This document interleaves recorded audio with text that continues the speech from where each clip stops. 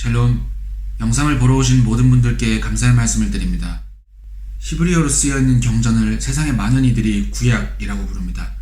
바로 새 언약으로 칭하는 신약의 개념 때문인데요. 하지만 이 구약이란 표현은 유대인들에겐 전혀 다른 표현으로 불립니다.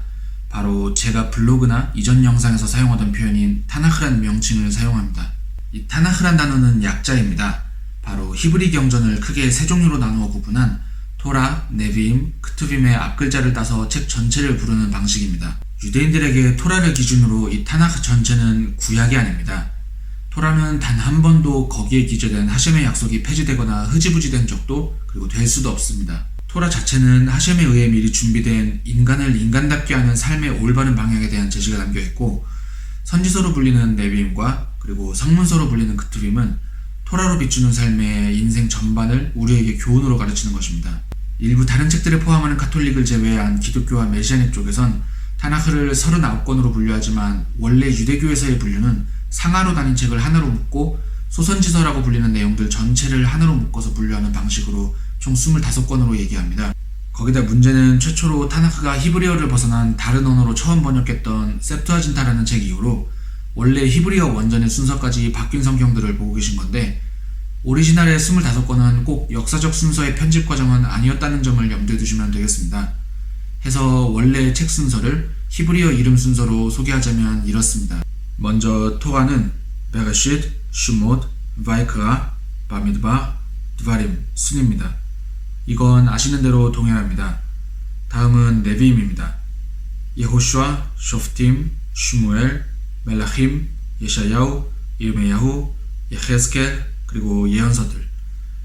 그리고 마지막으로 크투빔은 테힐림, 미슐레이, 이욤, 시라샤임, 룻, 에하, 고헬렛, 에스테르, 다니엘, 에스라, 느헤미야, 그리고 디브레이 하야밈 순입니다. 토라의 5권의 경우 각 히브리어 제목의 의미가 각 책의 첫 시작 단어들임을 보여줍니다. 예를 들어 창세기라는 이름으로 유명한 건 히브리어 제목으로 베레시트라고 부르는데, 처음에, 시작의 정도의 뜻을 가진 단어입니다. 이 단어가 토라의 모든 첫 시작을 여는 단어이기도 합니다. 마찬가지로 출애굽기 또는 탈출기로 부르는 책 또한 그 제목이 슈모트입니다. 이건 이름들이라는 뜻을 가지고 있습니다. 이런 게 무슨 차이를 부르게 되냐면, 예를 들어 출애굽기라는 제목의 경우 이스라엘 민족의 이집트로부터의 탈출이 부각되는 부분이 큽니다. 하지만 원래 제목 의미인 이름들이란 내용 같은 경우 그 배경이 이제 어떤 상황 그리고 어디에 있든, 그리고 시나이 산에서 토라를 받는 정점까지 이스라엘 민족 한 명 한 명의 이름 모두를 알고 계셨던 하셴의 보호하심을 상기시키는 그런 특징이 있습니다. 특히 앞서 얘기했던 타나흐의 첫 번역인 셉투아진타의 경우 유대인 서기관들 72명이 이제 차출돼서 지금은 없어진 그 유명한 이집트의 알렉산드리아 도서관에 비치할 번역본 작업을 했던 책인데, 이게 문제가 타나흐 순서와 분리 등 전체적인 편집도 여기서 시작됐던 작업이었고, 앞에서 얘기한 토라의 제목 등은 물론 그리고 번역으로 표현할 수 없는 의미의 단어까지 모두 헬라식으로 번역을 해내려고 노력했다는 점에 있습니다. 아이러니하게도 이런 작업이 그간 이스라엘 내에서만 가지고 있던 하셴의 올바른 존재를 세상에 본격적으로 알리게 되는 계기가 되기는 했습니다. 기독교의 태동과 신약의 번역 등을 계기로 하셴이 알려졌던 건 아니었습니다. 모든 단어를 번역해낼 수 있다면 사실 그건 듣기에는 좋은 것처럼 보여집니다. 근데 문제는 히브리어는 그런 언어가 아니라는 것에 있습니다.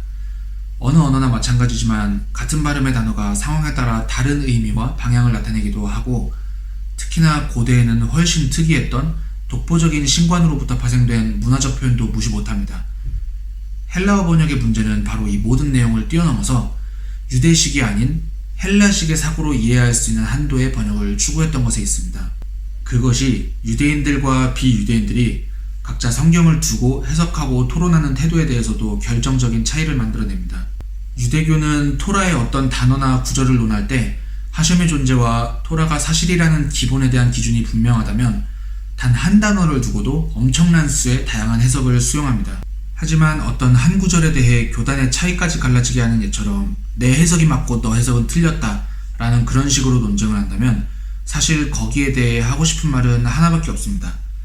그러지 말고 공부를 해서 원본을 보세요. 이 영상에서 드리고 싶은 말씀은 2가지입니다. 하나는 타나흐는 절대 구약이 아니라는 것입니다. 하셴의 약속은 깨어진 적이 없고 지금까지도 알게 모르게 삶 속에서 그 영향을 발휘합니다. 토라에선 하셴께서 직접 경고를 하셨습니다. 그건 모셰가 혼자 생각해서 경고하거나 제사장들이 경고한 내용이 아닙니다. 타나흐를 계속 구약이라고 부른다면 하셴께서 세상을 지었던 내용과 목적까지 모두 옛 언약으로 스스로 치부해버리는 꼴이 됩니다. 그리고 또 하나는 이게 실천적으로 어려운 말씀인 줄은 알지만 하셴을 알고 싶어 성경을 보겠다면 사실 당연히 히브리어 원어를 보셔야 합니다. 그렇다고 이 얘기를 하는 제가 지금 히브리어 성경을 유창하게 읽고 이해한다는 건 아닙니다. 물론 지금은 읽는 것도 이해하는 것도 훨씬 익숙해지긴 했지만 여전히 유창하진 않습니다. 근데 그렇다고 저는 또 특별히 조바심을 느끼지는 않습니다. 왜냐하면 토라는 살아있는 동안 평생 공부하는 것이기에 물론 지금부터 당장 태생 유대인들처럼 유창하면 좋게 하겠지만 금아가에서 유명한 인물이었던 라합 아키바 같은 개종자도 40세부터 토라를 공부했던 것에 비춰보면 40세보다는 훨씬 이른 때에 개종한 저는 오히려 지금이라도 하나하나 배워갈 수 있는 것에 감사할 따름입니다. 어떤 좋은 번역 성경도 결국은 한 단어에 한 뜻을 비출 뿐입니다. 그렇다고 세상의 모든 번역 성경을 찾아 비교하며 읽을 수도 없는 노릇이겠지요. 이것이 무슨 얘기인지 이해되신다면 원어의 중요성에 대한 강조는 이미 충분하다고 느낍니다. 영상 시청해주신 분들께 감사드립니다. 레이트 아웃.